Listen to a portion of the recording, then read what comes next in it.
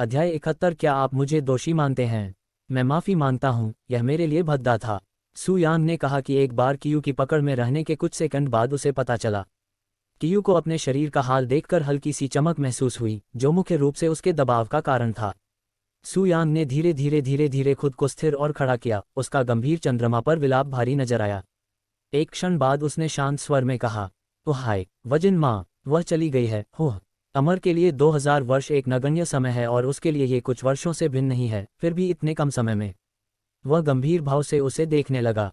क्या हुआ? वह कैसे मर गया? क्या संबंध है? इस बात से यह पता चलता है कि पवित्र चंद्रमा महल द्वारा आपका पीछा क्यों किया जा रहा है, उसने पूछा। कियू ने धीरे से हिलाया।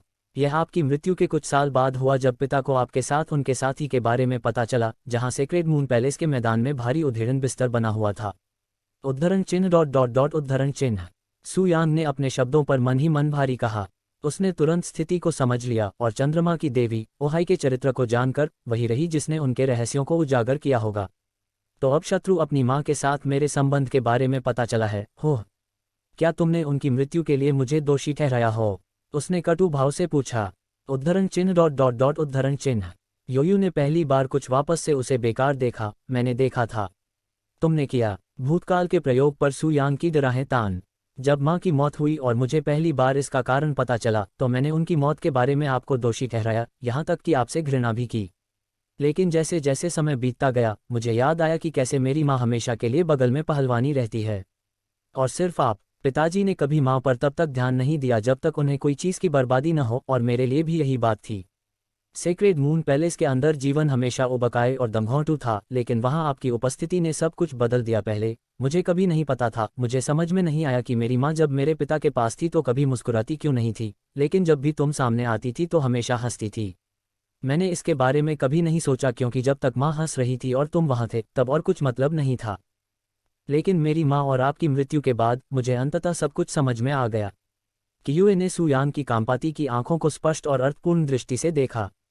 तो मैं आपको धन्यवाद देना चाहता हूँ सीनियर सू, मेरी माँ को मुस्कुराने के लिए। सू यान ने धीरे धीरे से अपनी अंतिम बंद कर ली। वह नहीं चाहता था कि वह उसकी आंतरिक भावनाओं को देखे। मैं यहाँ क्यों हूँ? मैंने पिता से झूठ बोला कि मैं उनकी बेटी नहीं हूँ, और आप सीनियर सू मेरे असली पिता हैं।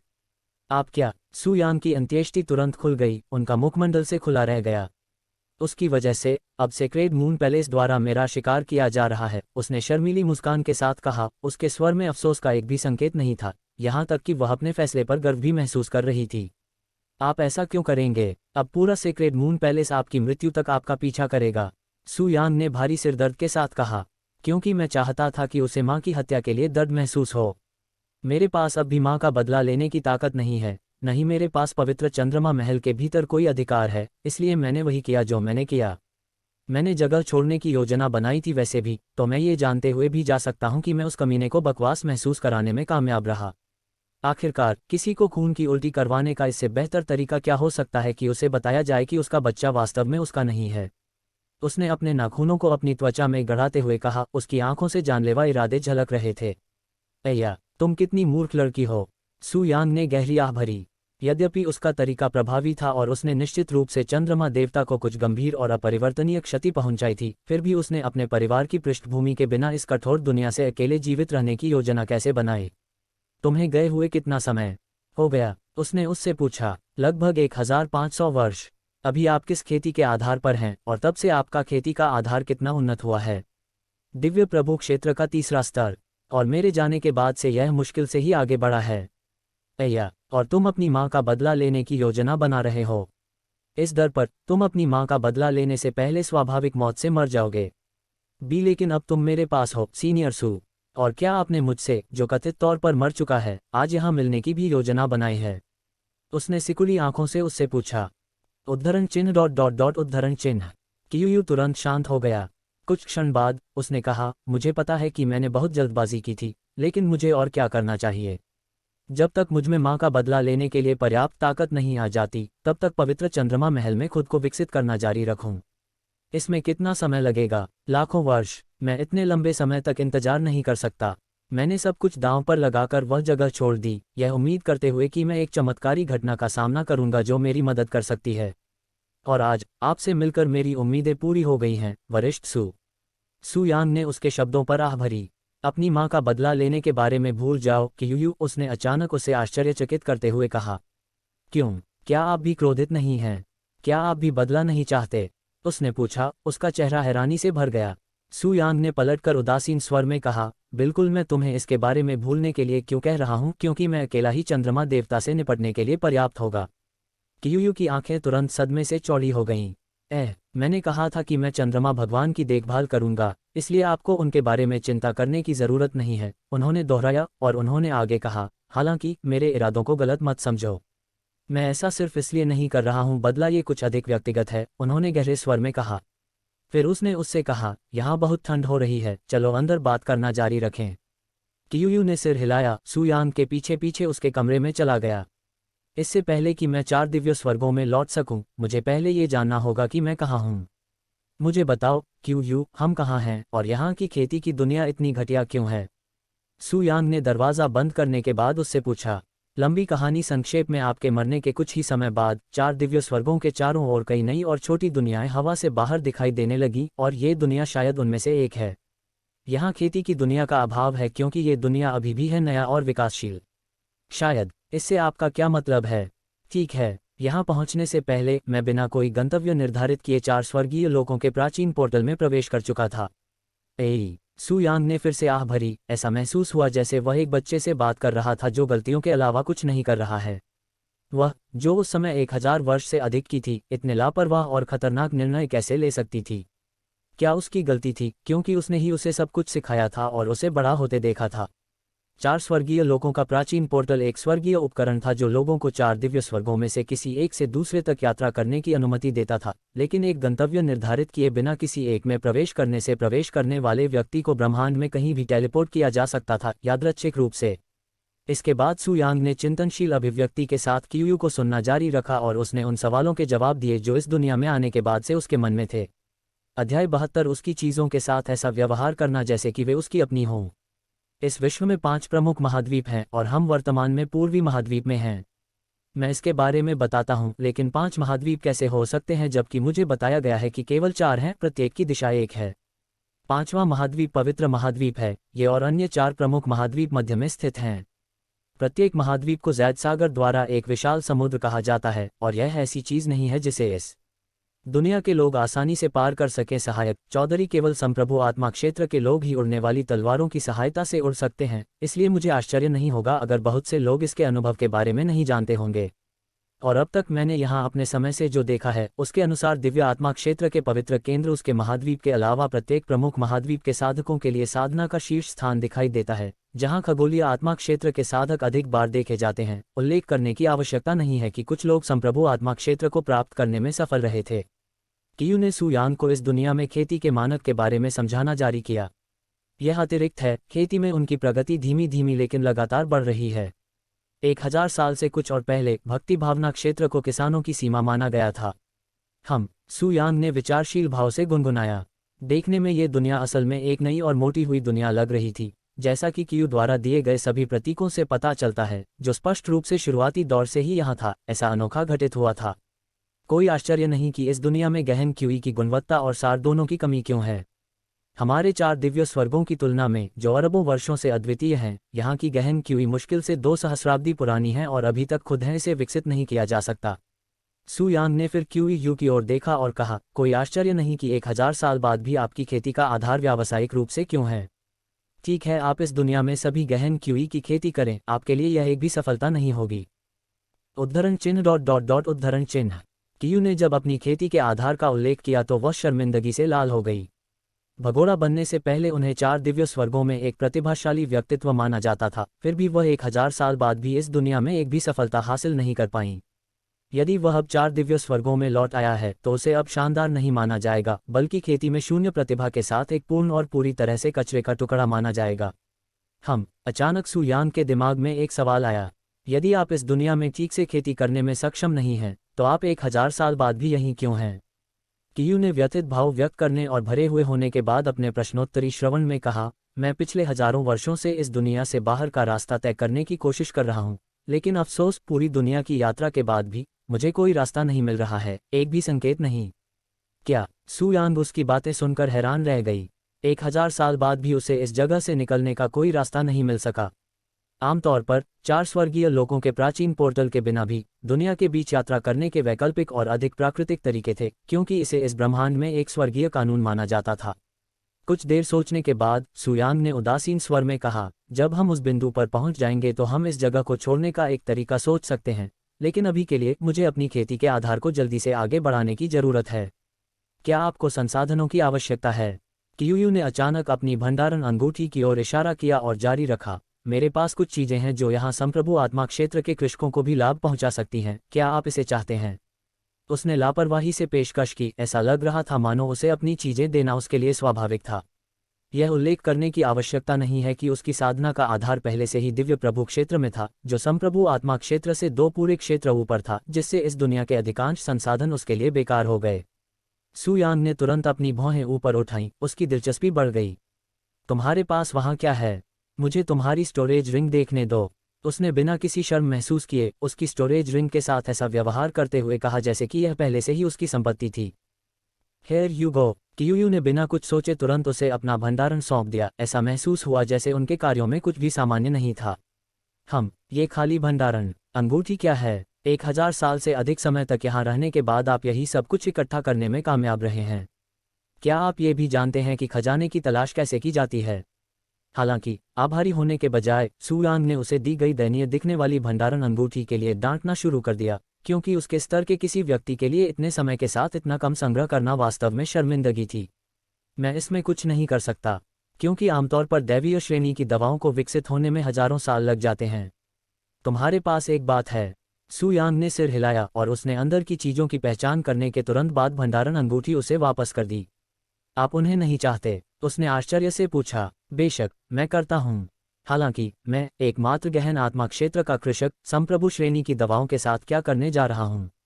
यहाँ तक कि दिव्य शरीर शोधन शास्त्र जिसकी मैं खेती कर रहा हूँ, ऐसे मजबूत को पूरी तरह से दबाने में सक्षम नहीं होगा मेरे छोटे और नाजुक शरीर में दवाएं। मैं देख रहा हूँ हो। कियूयू की आंखें अचानक सदमे से चौड़ी हो गईं।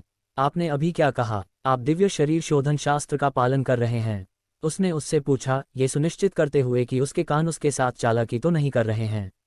सेलेस्टियल बॉडी रिफाइनिंग स्क्रिप्चर एक स्वर्ग विरोधी तकनीक है जो उपयोगकर्ता को उन सीमाओं को पार करने की अनुमति देती है जो अमर भी नहीं पहुंच सकते हैं, और यह निस्संदेह ब्रह्मांड में सबसे अच्छी साधना तकनीकों में से एक है, जिसकी तुलना में कोई अन्य बॉडी रिफाइनिंग तकनीक भी नहीं है। स्वर्ग विरोधी विशेषताएं। हालांकि इस तकनीक को कई लोगों द्वारा व्यापक रूप से एक अप्राप्य खजाने के रूप में भी जाना जाता था, क्योंकि यह हमेशा स्वर्गीय सम्राट के हाथों में थी, जो इस तकनीक का इलाज करने के लिए जाने जाते थे जैसे कि यह उनका अपना बच्चा था। सुयांग के हाथ इतना खजाना कैसे लगा? निश्चित रूप से उसने इसे स्वर्गीय सम्राट के हाथों से यूं ही नहीं छीन लिया, है ना? कई क्षणों तक सोचने के बाद भी कियूयू के दिमाग में कुछ भी नहीं आया, भले ही उसने कितनी भी कल्पना की हो, क्योंकि यह बस एक अकल्पनीय उपलब्धि थी। अध्याय 73 सम्राट श्रेणी स्वर्गीय संविधान। वास्तव में मैं 7 दिव्य उदात्त ग्रंथों में से एक दिव्य शरीर शोधन शास्त्र की खेती कर रहा हूँ। अगर मैं संप्रभु श्रेणी की औषधियों का उपभोग करना चाहता हूँ तो मुझे कम से कम पृथ्वी आत्मा के विषयों में जानना होगा, सुयांग ने कहा। ये स्वर्गीय सम्राटों से मिला होगा, है ना? मुझे नहीं पता कि आप फिर 4 दिव्य स्वर्गों के महान शासकों के साथ 3 मित्रवत थे, लेकिन उन्होंने आपको शाश्वत प्रतिशोध की चट्टान पर क्यों भेजा था? कियू ने चेहरे पर संदेह के भाव के साथ पूछा, जो उसकी सजा के पीछे की असली वजह से नाराज था। मुझे यह मत बताओ कि ऐसा क्यों हुआ, क्योंकि इसे चुराया गया था।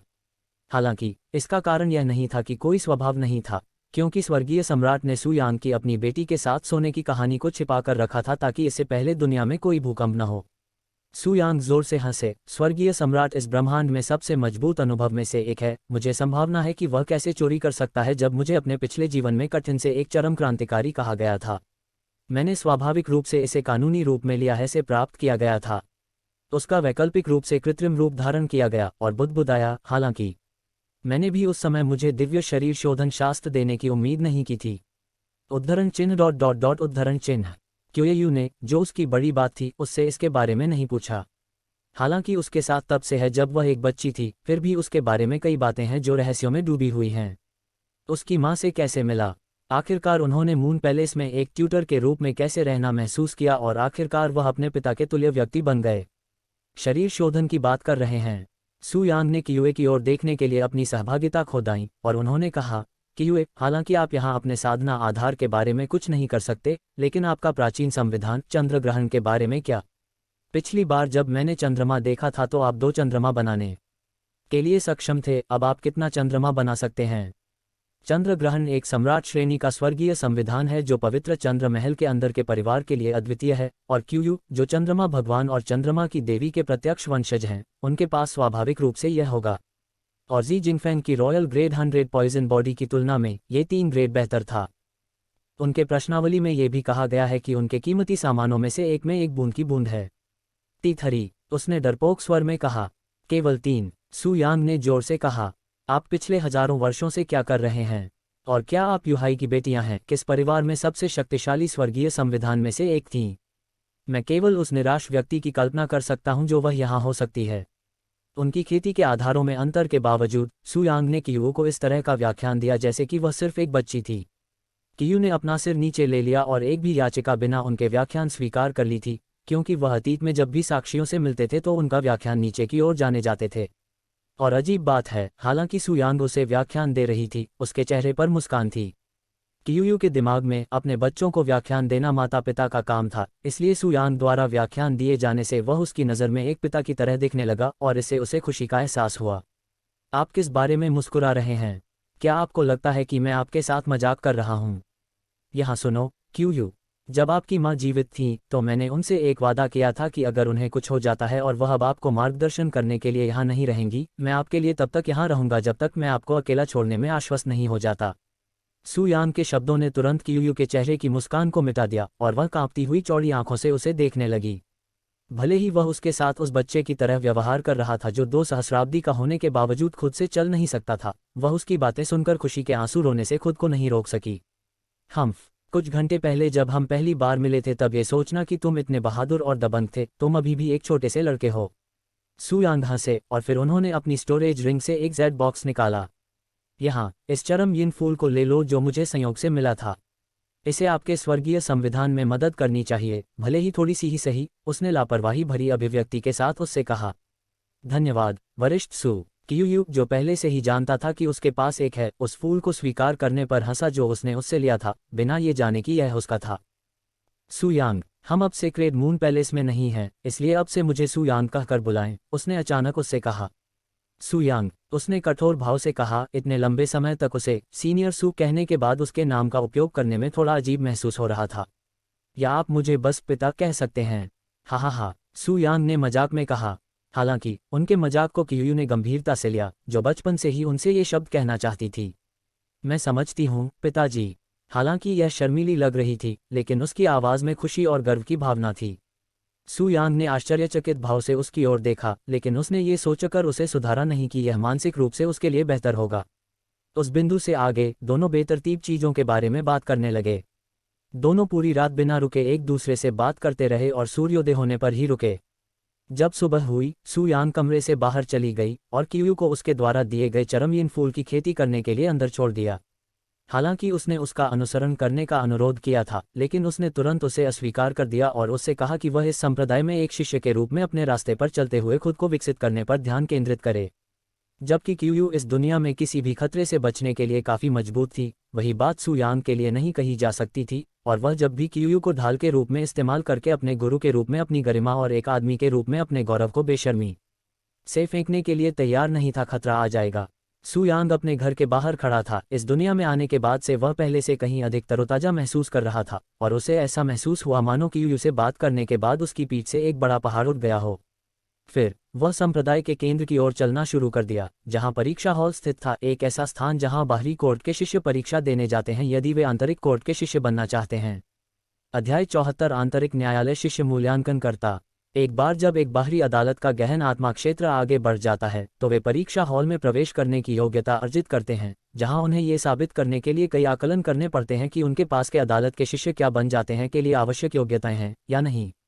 यदि वे परीक्षण कर लेते हैं तो वे प्रोफाउंड ब्लॉसम संप्रदाय के एक गौरवशाली इनकोर्ट शिष्य के रूप में परीक्षण हॉल छोड़ देंगे। इनकोर्ट के शिष्यों को न केवल बाहरी कोर्ट के शिष्यों की तुलना में अधिक और बेहतर उपचार प्राप्त होता है, बल्कि उन्हें चैम्बर ऑफ एम्ब्रेस में प्रवेश करने की भी आवश्यकता होती है, एक ऐसी जगह जहां गहनता से भीड़ होती है और इनकोर्ट के विद्यार्थी उस स्थान पर किराए पर रहते हैं। जब तक वे खर्च कर सकते हैं तब तक उनके दोस्त। चैम्बर ऑफ एम्ब्रेस संप्रदाय से अतिरिक्त समर्थन के अलावा एक सबसे बड़ा कारण यह है कि प्रत्येक बाहरी अदालत का शिष्य इन कोर्ट का शिष्य बनने का प्रयास कर रहा है। सू यांग अब परीक्षा हॉल के सामने खड़ी थी। एग्जाम हॉल एक मंजिल वाली अष्टकोणीय इमारत थी जिसमें भगवा प्रतीक की तरह दिखने वाले आकार के अलावा दिखने में कुछ भी सामान्य नहीं था। जब सू यांग अंदर गए तो उनका स्वागत एक बड़े और भव्य कमरे ने किया जिसमें हर दिशा में दरवाजे थे और इस अष्टकोणीय आकार की इमारत के केंद्र में एक बुजुर्ग महिला का शिखर था जो किसी प्रकार के जेड पत्थर के साथ एक समुदाय था के बुजुर्ग की पोशाक पहनी हुई थी। उसके ठीक बगल में एक स्टैंड पर एक गेंद का आकार। जब सू यांग उस स्थान के अंदर चली गईं तो संप्रदाय के बुजुर्गों ने कुछ नहीं कहा, उन्होंने केवल उन्हें खाना पकाना रखा था।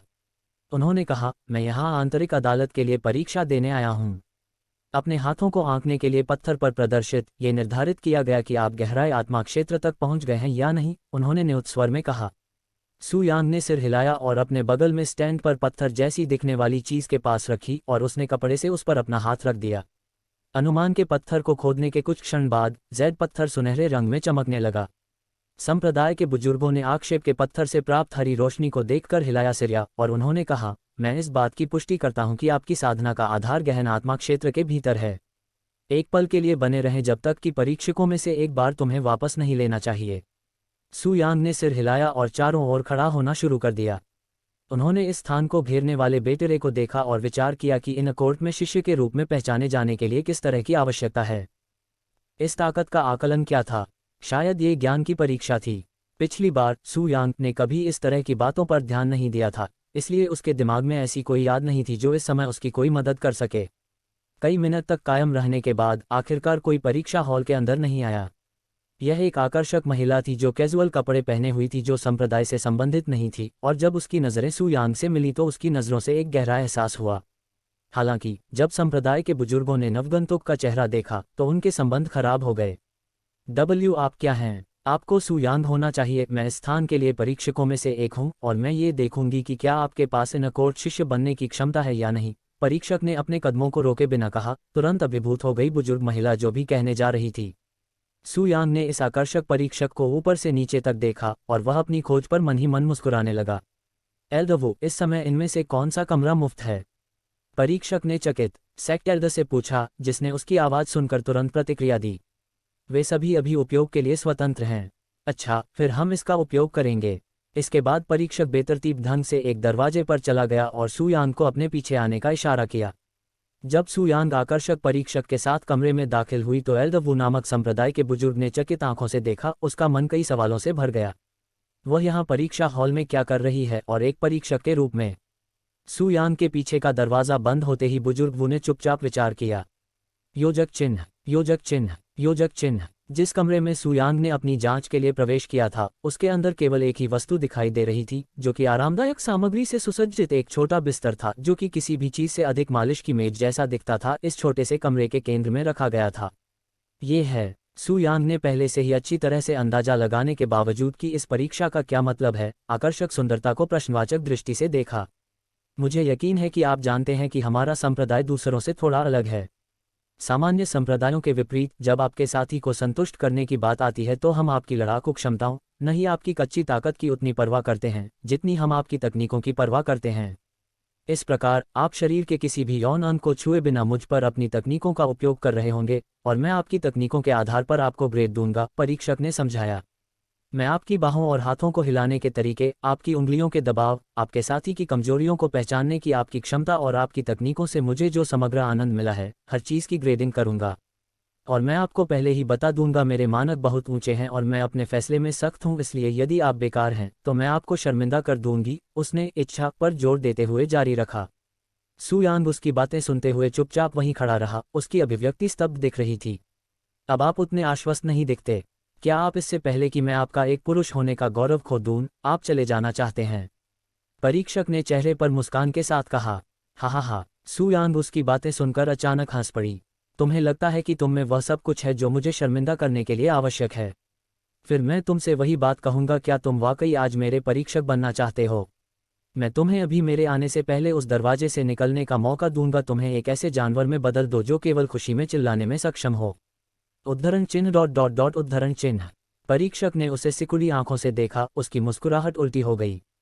अच्छा, तो फिर मुझे अपनी तकनीकों का अनुभव करने दो और देखो कि क्या वे उतनी अच्छी हैं जितना तुम मानते हो, या क्या वे तुम्हारे मुंह जितनी घटिया हैं। उसने ठंडे स्वर में कहा, और वह बिस्तर के पास जाने लगी जो मसाज टेबल जैसा लग रहा था। सुयांग मुस्कुराए और हंसते हुए मन में सोचा, किसने सोचा होगा कि इन कोर्ट शिष्य बनना इतना आसान होगा। अध्याय 75। मैं चाहता हूं कि तुम मुझे यहाँ छुओ। मंदबुद्धि रोशनी वाले कमरे के अंदर परीक्षक ने मोहक तरीके से धीरे धीरे उसके कपड़े उतारे, जिससे उसकी जैद त्वचा और काले अंडरगारमेंट्स दिखाई देने लगे। उन्होंने कहा, मुझ पर अपनी तकनीक के लिए आपके पास केवल 1 घंटा है।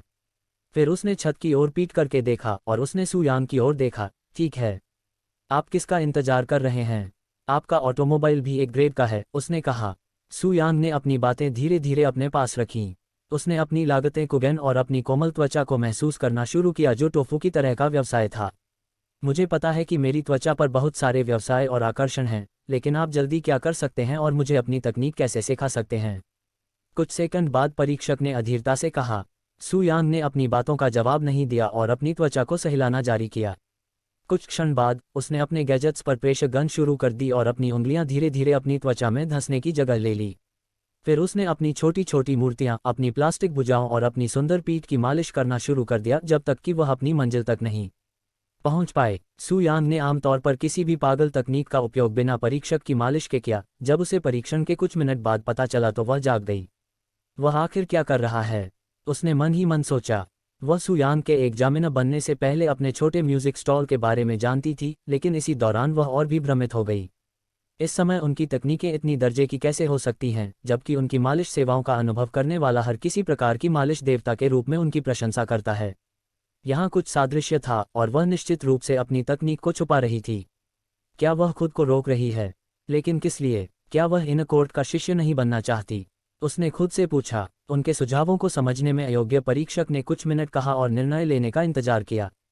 लेकिन अफसोस, 10 मिनट बाद भी सुयांग ने उसे सामान्यता के साथ मालिश करना जारी रखा और इस परीक्षक नाराज हो गया जो उच्च उम्मीदों के साथ यहाँ आया था।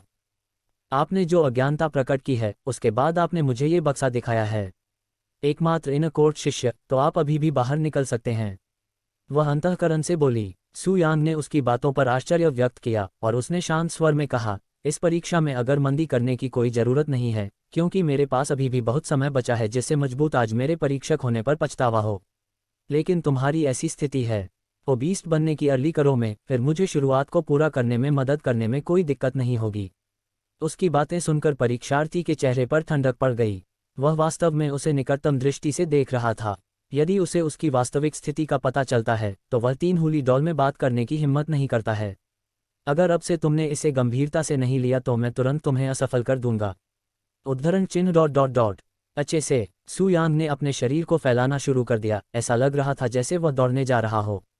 कुछ क्षण बाद वह परीक्षक के सामने खड़ा हुआ और धीरे से उसकी पीठ पर अपनी 10 उंगलियों में से प्रत्येक को एक अलग स्थान पर दबाया और उसने अचानक उसे उसकी त्वचा में धकेल दिया। वाह टिल्ड। परीक्षक को अचानक उसके पूरे शरीर में आनंद की तीव्र अनुभूति फैलती हुई महसूस हुई, जिससे वह अनजाने में कराहने लगी। उसने मेरे साथ क्या किया? वह मन ही मन रो पड़ी। परीक्षक को यकीन था कि उसकी उंगलियां उसकी पीठ पर थीं, फिर भी उसे अपने पूरे शरीर पर आनंद क्यों महसूस हो रहा था? ऐसा महसूस हुआ मानो सुयांग के एक जोड़ी से अधिक हाथ उसके शरीर को एक साथ छू रहे हों। आप पहले से ही इसे महसूस कर रहे हैं, जबकि मैंने इसमें मुश्किल से कोई प्रयास किया है, सुयांग ने चिढ़ाया, जिससे उसका चेहरा लाल हो गया। मुझे आपकी टिप्पणी की आवश्यकता नहीं है, बस करते रहें। इस कदर। आह टिल्ड। खुशी की एक और लहर ने उसके दिमाग पर हमला किया, इस बार पिछली बार से भी ज्यादा तेज। उसके मुंह से एक और अचानक कराह निकलने पर मजबूर कर दिया। सुयांग ने अपनी अंगुलियों को उसके शरीर पर विशेष स्थानों पर दबाना शुरू कर दिया, प्रत्येक को एकदम सही दबाव के साथ त्रुटिहीन परिशुद्धता के साथ बनाया गया था। टिल्ड ये क्या है? मैंने पहले कभी ऐसा कुछ महसूस नहीं किया। परीक्षक खुशी से कराहता रहा, उसका शरीर खुशी से झुरझुरी से भर गया। हालांकि जैसे जैसे समय बीतता गया उसके शरीर को आनंद से भस्म होने की अनुभूति कम नहीं हुई, ये केवल मजबूत होती गई। वास्तविक मालिश के कुछ मिनट बाद परीक्षक ने अचानक भावुक आवाज में कहा, ती मेरे अन्य हिस्सों को भी छुओ। छूने की इच्छा से यह जल रहा है। आप किस हिस्से की बात कर रहे हैं? अगर आप मुझे स्पष्ट रूप से नहीं बताएंगे कि आप कहाँ छूना चाहते हैं तो मुझे समझ नहीं आएगा। सुयांग ने आत्मसंतुष्ट चेहरे के साथ कहा, यहाँ, मैं चाहता हूं कि आप मुझे यहाँ छुएं। परीक्षक ने कहा और उसने अपने पैरों के बीच का काला कपड़ा एक तरफ खींच लिया, जिससे उसकी भीगी हुई बिल्ली दिखाई देने लगी। लेकिन आपने शुरुआत में कहा था कि मुझे किसी भी यौन अंग को छूने की अनुमति नहीं है। सू यांग ने उसे उत्तेजित करने के लिए मासूमियत का अभिनय करना शुरू कर दिया। और मैं अब कह रहा हूं कि आप कर सकते हैं। जल्दी करें और इसे पहले ही कर लें। उसके रवैये से अधीरता और चिढ़ महसूस करते हुए परीक्षक ने सू यांग को उसकी कलाई से पकड़ लिया और उसके निचले होठों की ओर खींच लिया। सू यांग उसकी हरकत पर हंसा और अपने हाथ हिलाने लगा।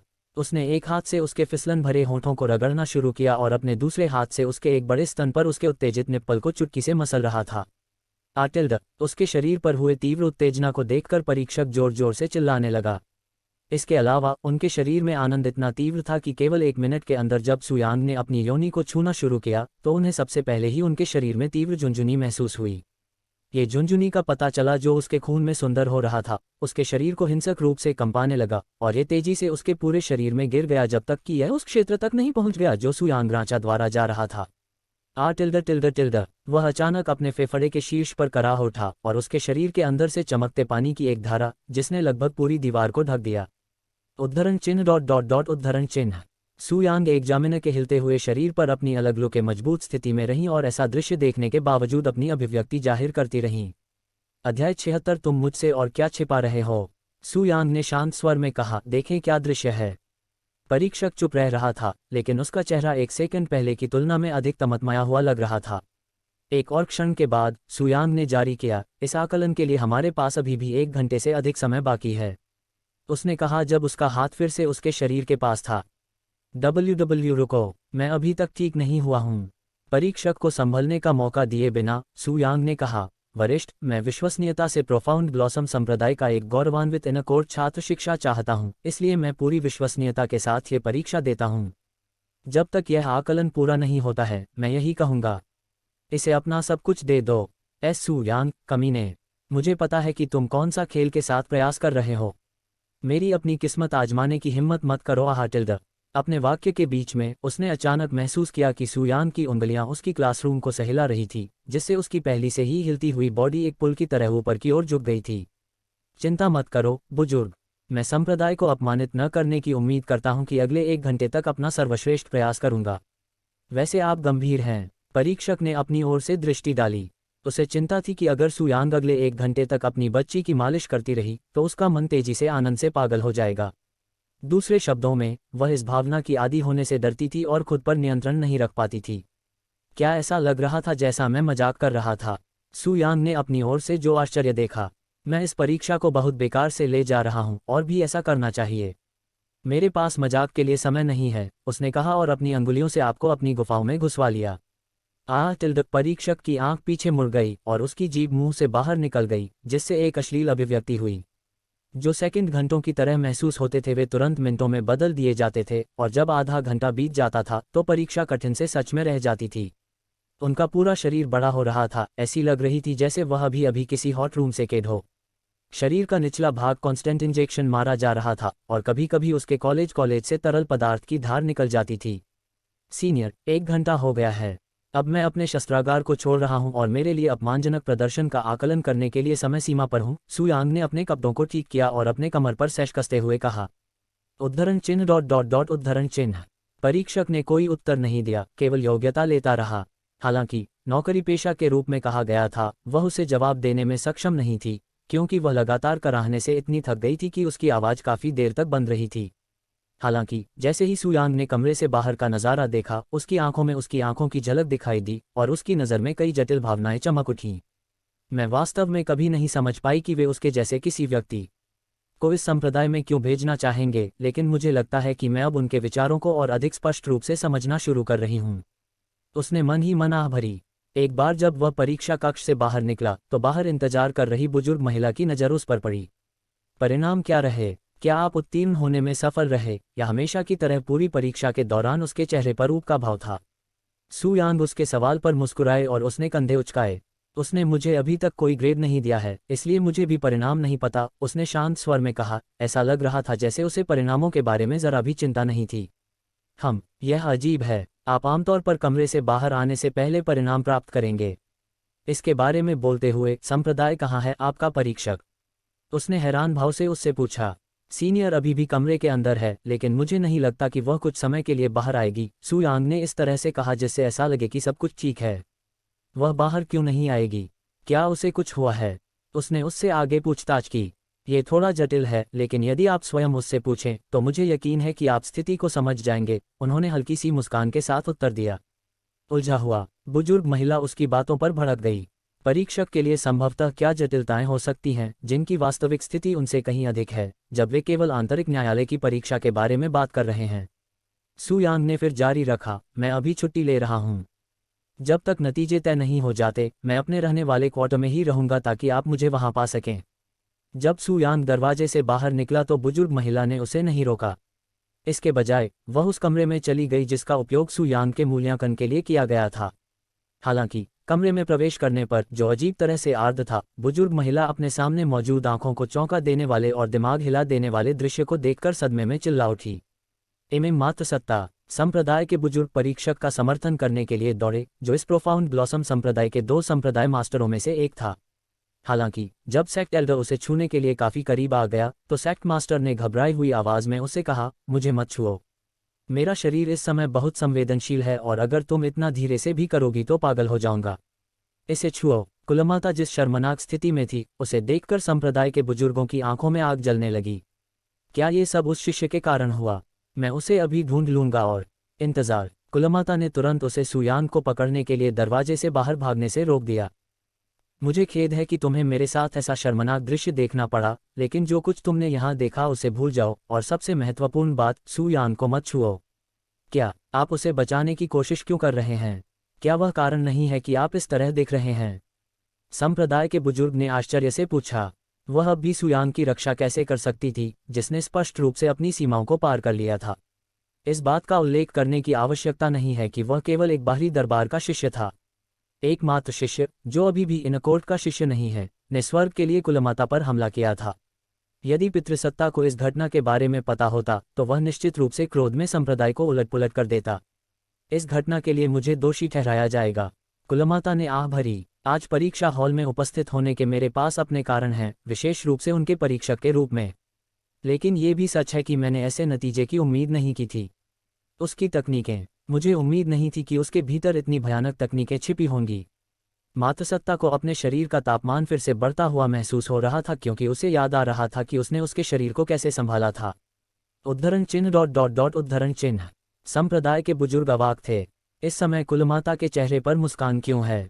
इसके अतिरिक्त, जब मैं पृथ्वी आत्मा क्षेत्र में हूं तो वह गहन आत्मा क्षेत्र में एकमात्र शिष्य है। अगर मैं उसके कार्यों को स्वीकार नहीं करता तो क्या वह मेरे साथ काम पूरा करने के बाद भी उस दरवाजे से बाहर निकल पाएगा? कुलमाता ने कहा, जिसने अचानक संप्रदाय के बुजुर्ग की ओर अपनी आंखें सिकोड़ लीं और धीमी आवाज में बोलना जारी रखा, वैसे भी आज यहाँ जो हुआ उसके बारे में भूल जाओ। अगर मैं आज जो कुछ हुआ उसके बारे में थोड़ी सी भी अफवाह सुनता हूँ तो आप सबसे पहले होंगे पधारें। ये सीधे मेरी, कुलमाता की ओर से एक आधिकारिक आदेश है। जब संप्रदाय की बुजुर्ग ने कुलमाता की आंखों में हत्या का इरादा देखा तो उसे तुरंत एहसास हुआ कि कुलमाता मजाक नहीं कर रही थी, और अगर उसने आज यहाँ जो कुछ भी हुआ उसके बारे में थोड़ी सी भी जानकारी लीक की तो वह निश्चित रूप से मार दी जाएगी। टीकी ये शिष्य कुलमाता के आदेश को समझता है और उसका पालन करता है। कुलमाता थोड़ा मुस्कुराई और बोली, अच्छा अब बाहर निकलो और मुझे थोड़ा आराम करने दो। तुम मेरा शर्मनाक प्रदर्शन पहले ही काफी देख चुके हो। संप्रदाय के बुजुर्ग तेजी से कमरे से बाहर भागे और कुलमाता को अंदर अकेला छोड़ दिया। जब उसने दरवाज़ा बंद किया तो उसे एहसास हुआ कि उसके कपड़े पसीने से भीगे हुए थे। हालांकि कुलमाता आमतौर पर शांत स्वभाव की होती है, लेकिन एक बार जब वह गंभीर हो जाती है तो पितृसत्ता भी डर के मारे डर सकती है। योजक चिन्ह, योजक चिन्ह, योजक चिन्ह। फिर भी कमरे के अंदर अपने शरीर की कुछ ताकत वापस पाने के बाद कुलमाता धीरे धीरे उठ बैठी। वह छोटा दुष्ट सू यांग, ये सोचने के लिए कि वह इतने लंबे समय से ऐसी अप्रत्याशित प्रतिभा को मुझसे छिपा रहा है। वह जोर से हंसी। फिर उसने अपनी उंगलियों का उपयोग अपनी गुलाबी गुफा के अंदर खोदने के लिए किया। ऐसा लग रहा था मानो वह अपने छेद के भीतर कुछ खोज रही हो। एक क्षण के बाद उसने अपनी उंगलियां वापस निकालीं, जो उसकी उंगलियों के बीच में किसी प्रकार के चिपचिपे पदार्थ से ढकी हुई थीं। इसे देखने के लिए कुछ सेकंड का समय लेते हुए उसने अपनी उंगलियों को कामुक तरीके से चूसना शुरू कर दिया। अपने पवित्र पानी के साथ साथ अपनी उंगली पर लगे चिपचिपे पदार्थ का स्वाद भी चखने लगी। मैं उसके यान के भीतर शुद्ध यान फूल का स्वाद ले सकती हूँ, और काफी मात्रा में भी, उसने खुद से कहा, और उसके प्यारे चेहरे पर एक गहरी मुस्कान दिखाई दी। तुम मुझसे और क्या छिपा रहे हो, छोटे बदमाश। अध्याय 77। यदि मैं इसके बजाय आपका साथी बन जाऊं तो क्या होगा। जब सू यांग अपने रहने वाले क्वार्टर में लौटी तो वह अपने दांतों से शरीर को साफ करने के लिए सीधे सेक्टर में चली गईं। खुद को साफ करने के कुछ मिनट बाद सू यांग अपनी आंखें बंद करके बैठ गईं और ध्यान आकर्षित करने के लिए अपनी आंखें बंद कर लीं। इस बीच क्यू उसके पास बैठा, उसकी गहरी गहरी दृष्टि से वह उत्सुक हो रही थी। वह अभी वह अजीब गंध के साथ घर क्यों आया, कहाँ गया, और सबसे महत्वपूर्ण बात यह है कि उसके पूरे शरीर से एक विदेशी महिला की गंध क्यों आती है। कियूयू ने इस रहस्यमय संप्रदाय में अपने जीवन के बारे में अन्वेषण किया था जिसके बारे में वह कुछ भी नहीं जानता था, लेकिन ये देखकर कि सू यांग ने पहले ही कैसे साधना शुरू कर दी थी, वह समाप्त होने तक का निर्णय लेने का इंतजार कर रही थी। जैसे ही क्यू ने सू यांग के खत्म होने का इंतजार किया, उसने संप्रदाय के चारों ओर देखने के लिए एक दिव्य भगवान क्षेत्र के क्रांतिकारी के रूप में अपनी आध्यात्मिक समझ का उपयोग किया। उस संप्रदाय के बारे में और अधिक विचारों की अपेक्षा की गई जिसमें सू यांग ने इस निर्णय को शामिल किया। आध्यात्मिक संवेदना एक अनोखी क्षमता है जो स्वर्गीय आत्मा क्षेत्र से ऊपर के साधकों के करीब होती है, और यह उन्हें आत्मा से अपने परिवेश को स्कैन करने की अनुमति देती है, जिससे उन्हें अपनी आंखों का उपयोग करने की आवश्यकता के बिना दूर से नीरस बना दिया जाता है। देखने की सामग्री है। उदाहरण के लिए, आध्यात्मिक ज्ञान वाला एक साधक अपनी आंखें बंद करके भी दीवार के पीछे के व्यक्तित्व को देखता है। उनके आध्यात्मिक ज्ञान की सीमा भी सिद्धांतों के आधार के साथ बहुत अधिक है, इसलिए उपयोगकर्ता मजबूत होंगे, वे अपने आध्यात्मिक ज्ञान के माध्यम से और भी अधिक और स्पष्ट रूप से देख सकते हैं। जहां तक कियूयू का सवाल है, जो एक दिव्य प्रभु क्षेत्र विशेषज्ञ था, उसकी आध्यात्मिक स्वाभाविकता के रूप में एक बड़े क्षेत्र को कवर करने का प्रयास किया गया था। ये पूरे प्रोफाउंड ब्लॉसम समुदाय के हर इंच को कवर करने के लिए मजबूत था। वाह! एक अदृश्य लहर अचानक प्रोफाउंड ब्लॉसम संप्रदाय में बह गई और कियू के सिर में कई दृश्य दिखाई दिए। उद्धरण चिन्ह उद्धरण चिन्ह। कुछ ही फिल्मों में झांकने के बाद कियू की ओर से आपके आध्यात्मिक ज्ञान से देखे गए अश्लील दृश्यों की संख्या को देखकर फिल्म से ब्रॉड हो गए। एक संप्रदाय में इतने सारे जोड़े कैसे हो सकते हैं। ये लगभग यही धारणा है कि इस संप्रदाय के अंदर हर कोई किसी अन्य शिष्य के साथ भागीदार हो गया हो। इसके अतिरिक्त उसने अपनी आध्यात्मिक समझ से जो देखा, उसके अनुसार इस संप्रदाय के लगभग हर घर में यौन आश्रम होता था। और जबकि निवास वाले क्वार्टरों में कियूयू जैसे झांकने वालों को रोक के लिए उपदेश बाधाएं हैं, जब उनके जैसे दिव्य भगवान क्षेत्र विशेषज्ञ का उपयोग किया जाता है तो ये बाधाएं स्पष्ट कांच की तरह भी हो सकती हैं। ये संप्रदाय, ये स्थान में क्या हो सकता है। कियूयू ने सू यांग को प्रतिपक्षी विरोधी नजरों से देखा। एक क्षण के बाद, वह तुमसे भरा हुआ है। वह मुख्य रूप से स्थिर नहीं थी और वह सू यांग की खेती के फैसले का पूरी तरह इंतजार कर रही थी। सू यांग को अपनी खेती शुरू किए हुए कुछ घंटे बीत चुके थे। अपनी साधना में, वह मूल्यांकन के अंतिम कुछ मिनटों के दौरान मातसत्ता से प्राप्त 3 क्यूई को आत्मसात कर रहा था, जहां मातसत्ता ने परीक्षा में दोहरी साधना जोड़कर कठिनाई को बढ़ाने का निर्णय लिया। प्रारंभ में, सू यांग ने उसके साथ दोहरी खेती करने से इनकार कर दिया, लेकिन जब उसे बनिंग लोड्स नीलामी घर में झांग शियुयंग के साथ हुई बातचीत याद आई कैसे उसने वास्तव में खेती करने का फैसला किया ताकि वह जल्दी से 4 दिव्य स्वर्गों में लौट सके, उसने स्वीकार कर लिया, कुलमाता के शरीर को अपने आलिंगन में ले लिया और उसके साथ दोहरी खेती की। अब मेरे पास क्यूयू भी है। मैं अब अपने साझेदारों के साथ नखरेबाजी नहीं कर सकता, क्योंकि मेरे पास वास्तव में इस दुनिया में जो भी मैं कर सकता हूं उसके साथ खेती करने और जल्दी से 4 दिव्य स्वर्गों में लौटने के अलावा कोई विकल्प नहीं है। उद्धरण चिन्ह। सू यांग ने अचानक अपनी आंखें खोलीं और उसकी आंखों के भीतर एक गहरी रोशनी चमक उठी। उसके शरीर में भी बदलाव आना शुरू हो गया जब उसके पूरे शरीर में एक ताजगी महसूस होने लगी, मानो उसका गर्म खून ठंडे पानी में बदल गया हो जिससे उसके शरीर का सारा तनाव दूर हो गया हो। वह सच्चे आत्मा क्षेत्र में पहुंच गया है। जैसे ही वह गहन आत्मा क्षेत्र को तोड़ने में सफल हुआ, कियूयू ने सू यांग के शरीर में तुरंत बदलावों को देखा। हालांकि वह उसकी अचानक सफलता से भ्रमित थी। हालांकि सू यांग खेती करने से पहले ही गहन आत्मा क्षेत्र के शिखर पर था, उसने स्पिरिट स्टोन्स या मॉन्स्टर कोर जैसे किसी भी संसाधन का उपयोग किए बिना इतनी जल्दी सच्चे आत्मा क्षेत्र को प्राप्त करने का प्रबंधन कैसे किया। कियूयू को अपने शरीर पर कहीं भी गोलियों की गंध महसूस नहीं हो रही थी, इसलिए उसने स्पष्ट रूप से किसी भी गोली का सेवन नहीं किया। तो वह वास्तव में है। जैसे ही कियूयू ने आह भरना चाहा, सू यांग ने उसकी ओर देखा। उन्होंने कहा, अगर आपके पास मेरे लिए प्रश्न हैं तो उन्हें रोककर रखने की कोई जरूरत नहीं है। कियूयू ने कुछ सेकंड के लिए चुपचाप उसे देखा और फिर अपना मुंह खोलकर पूछा, क्या आप भी इस संप्रदाय के शिष्यों के साथ दोहरी साधना में भाग ले रहे हैं। सू यांग अचानक मुस्कुरा दी। क्या इस संप्रदाय के शिष्य के रूप में ऐसा काम करना मेरे लिए अजीब है। उसने उसके प्रश्न का उत्तर अपने स्वयं के प्रश्न से दिया, क्या तुमने भी मेरी माँ के साथ ऐसा किया। कियूयू के निम्नलिखित प्रश्न ने सू यांग को चौंका दिया, जिससे उसका जबड़ा आश्चर्य से ढीला हो गया। मुझे लगता है कि आप इसका उत्तर पहले से ही जानते हैं। सू यांग ने अपना गला साफ करने के बाद कहा। सू यान के शब्दों के बाद कमरा शांत हो गया और क्यू ने सोचने के लिए अपनी आंखें बंद कर लीं। क्या तुम मेरी माँ से प्यार करते हो? उसने एक क्षण बाद उससे पूछा, उसकी आंखें अभी भी बंद थीं। सहज रूप में, क्या तुम अब भी उससे प्यार करते हो? बिल्कुल, तो फिर तुम दूसरी औरत के साथ क्यों सो रहे हो? सू यांग अचानक मुस्कुरा दी। खेती करने के लिए, उसने बिना सोचे एक सेकंड भी लगाए उत्तर दिया। क्या ऐसा इसलिए है क्योंकि आपके पास संसाधनों की कमी है? क्या होगा यदि मैं आपको खेती के लिए आवश्यक सभी संसाधनों की आपूर्ति कर दूं? यदि आपको संप्रभु श्रेणी के खजाने की आवश्यकता है, तो मैं उन्हें अगले दिन तक प्राप्त कर लूंगा। यदि आपको किसी और चीज़ की आवश्यकता है, भले ही मुझे जैद सागर को कई बार पार करना पड़े, मैं इसे प्राप्त करूंगा। इस तरह, आपके पास अब दोहरी खेती करने का कोई कारण नहीं होगा, है ना? अनगिनत वर्षों तक एक ही काम करने के बाद दोहरी साधना मेरे लिए दूसरी प्रकृति बन गई है। मेरे जैसे किसी व्यक्ति के लिए भी अचानक अपनी साधना का मार्ग बदलना आसान नहीं होगा। उद्धरण चिन्ह डॉट डॉट डॉट उद्धरण चिन्ह। क्यू चुप होकर लौट आया। हालांकि वह सुयान के प्लेबॉय स्वभाव के बारे में पहले से ही जानती थी, क्योंकि उसने यह बात उसकी माँ से उसकी मृत्यु के बाद सीखी थी। फिर भी उसे यह बात बहुत परेशान करती थी कि जिस आदमी से उसकी माँ प्यार करती थी वह किसी अन्य महिला को गले लगा रहा था, खासकर जब वह होगी अब से उसके पास रहना शुरू कर रहा हूँ। तो क्या होगा अगर मैं इसके बजाय दोहरी खेती के लिए आपका भागीदार बन जाऊं? क्या यह आपको किसी अन्य महिला को छूने से रोक देगा? जब वह ये शब्द कह रही थी, तब भी उसका चेहरा शर्मिंदगी से लाल हो गया था और उसकी आंखें सहज रूप से सुयान की आंखों से बच गईं। उद्धरण चिन्ह डॉट डॉट डॉट उद्धरण चिन्ह। सुयान की आंखें झटके से फैल गईं और उसका मुंह, जो कांपता हुआ लग रहा था, धीरे धीरे खुल गया। हालांकि इससे पहले कि वह एक भी आवाज निकाल पाता, क्यू ने जारी रखा, मैं स्पष्ट रूप से मजाक कर रहा हूं। भले ही मेरी माँ अब यहाँ नहीं है, मैं नहीं कर सकता। क्यू ने अपना गला साफ करने से पहले अपने वाक्य के बीच में एक अजीब सा विराम लगाया और जारी रखा, वैसे भी, हालांकि मैंने कहा था कि मैं अपनी माँ की मौत के लिए आपको दोषी नहीं ठहराता, फिर भी आप उस कारण का हिस्सा हैं कि वह क्यों मर गई, और मैं चाहता हूं कि जब भी आप किसी अन्य महिला को गले लगाएं तो इसे अपने दिमाग में रखें। जब तक तुम मेरी माँ के प्रति अपने प्यार को नहीं भूलोगे, मुझे तुम्हारी परवाह नहीं होगी। मैं कोशिश करूंगा कि तुम्हारी बदमाश जैसी हरकतों से परेशान न होऊं। बदमाश जैसी हरकतें। सुयांग उसके शब्दों पर कड़वाहट से मुस्कुराया, ऐसा लगा जैसे तेज तलवारें उसके दिल पर वार कर रही हों। हालांकि उसने उससे बहस नहीं की और उससे वादा किया कि वह उसकी माँ के प्रति अपने प्यार को एक पल के लिए भी नहीं भूलेगा। मैं वादा करता हूँ, उसने कहा, अभी भी उसके चेहरे पर कड़वी मुस्कान के साथ।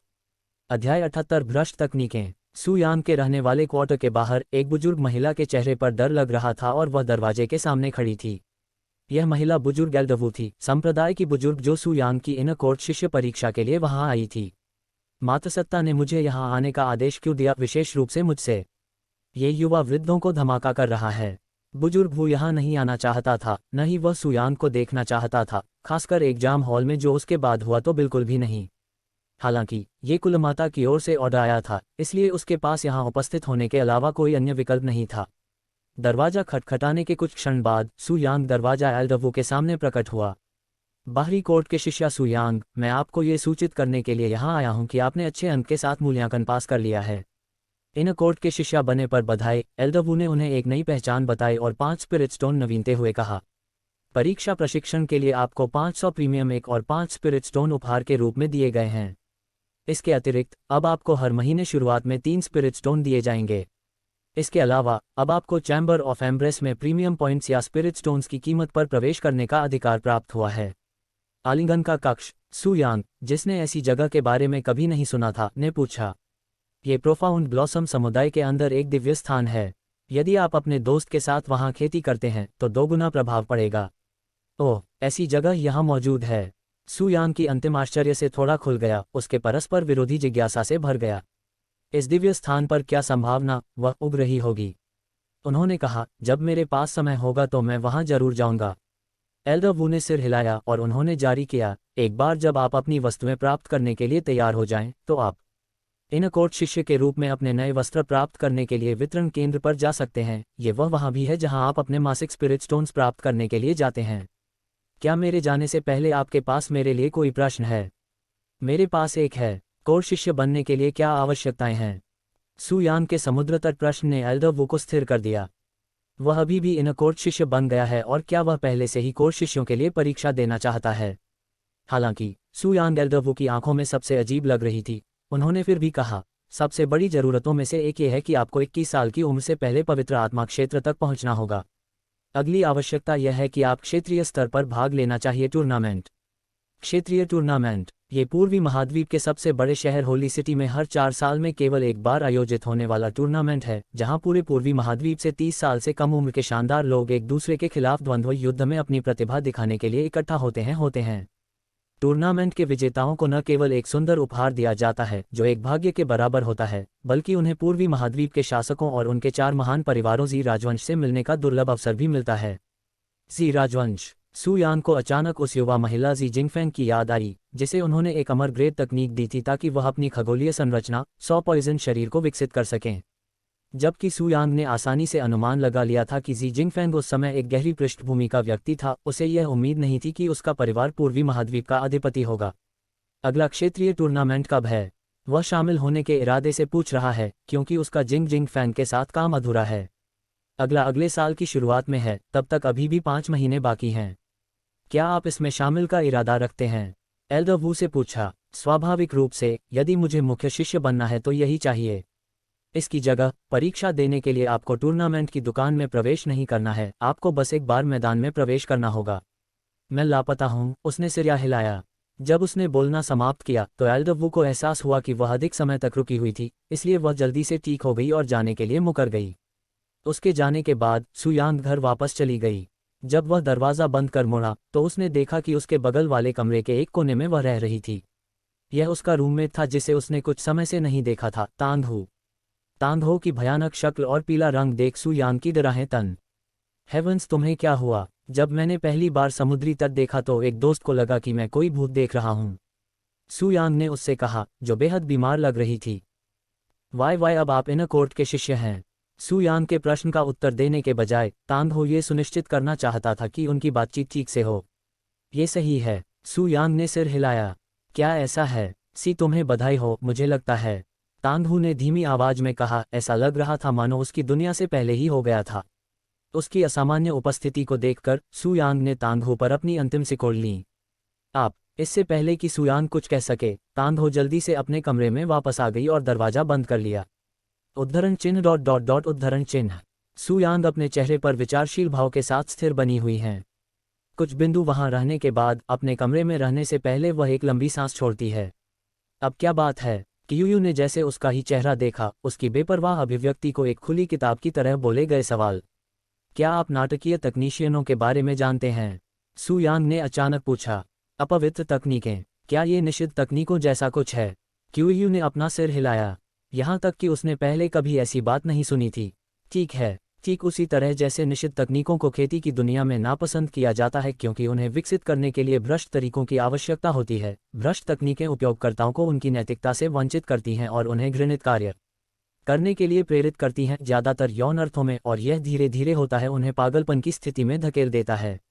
उद्धरण चिन्ह। क्या आप अगले दरवाजे में उस बच्चे के बारे में बात कर रहे हैं?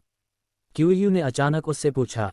जब उसने कुछ समय पहले अपनी आध्यात्मिक समझ का उपयोग किया तो तांगहू वह पहला व्यक्ति था जिस पर उसकी दूरी के कारण ध्यान गया। हालांकि क्योंकि उनके बीच कोई रिश्ता नहीं था और वह तांगहू जैसे नश्वर व्यक्ति से परेशान नहीं हो सकती थी, उसने उसकी स्थिति के बारे में सोचने के लिए रुकने की जहमत भी नहीं उठाई। सू यांग ने सिर हिलाया और कहा, वह मूर्ख किसी तरह से एक भ्रष्ट तकनीक प्राप्त करने में कामयाब रहा और उसे विकसित किया, इसलिए उसकी बीमार स्थिति थी।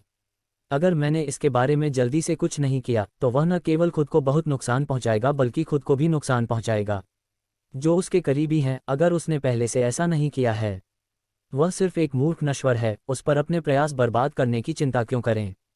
सबसे पहले भ्रष्ट तकनीक विकसित करने का निर्णय उसका था और आप जैसे किसी व्यक्ति के लिए उसकी मदद करने का कोई कारण नहीं है।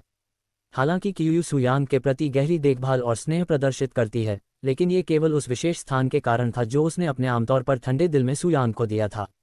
जहां तक तांगहू का सवाल है, जिसके साथ उसका कोई संबंध नहीं है, वह सिर्फ एक और मूर्ख प्राणी है जो उसकी नज़र में एक चींटी से अलग नहीं है, इसलिए उसके प्रति उसकी ठंडी प्रतिक्रिया है। अध्याय 79 अपेक्षा से भी बदतर। वास्तव में मेरे पास उसकी मदद करने का कोई कारण नहीं है, नहीं मैं उसके अभिभावक देवदूत बनने का इरादा रखता हूँ। हालांकि मैं उसे करने की योजना नहीं बना रहा हूँ, क्योंकि जब भी वह उस बिंदु पर पहुंचेगा जहां वह जाएगा, पूरी तरह से डूब जाएगा, तो यह नहीं कहा जा सकता कि वह क्या चाहती है। पागलपन, सू यांग ने कहा। जो लोग टेक्निकल का उपयोग करके साधना के मार्ग पर चलते हैं वे आमतौर पर स्वभाव से हिंसक होते हैं, और प्रोफाउंड ब्लॉसम संप्रदाय के निवासी के रूप में सू यांग नहीं चाहते थे कि उनके स्थिर निवास को कोई करे। तो फिर मन में क्या है? तुम उसे क्यों मार रहे हो? कियू ने पूछा, जो इस तरह के विचार का समर्थन करता है, क्योंकि इस तरह की संभावनाओं से प्राप्त करना एक तत्काल और कुशल तरीका है।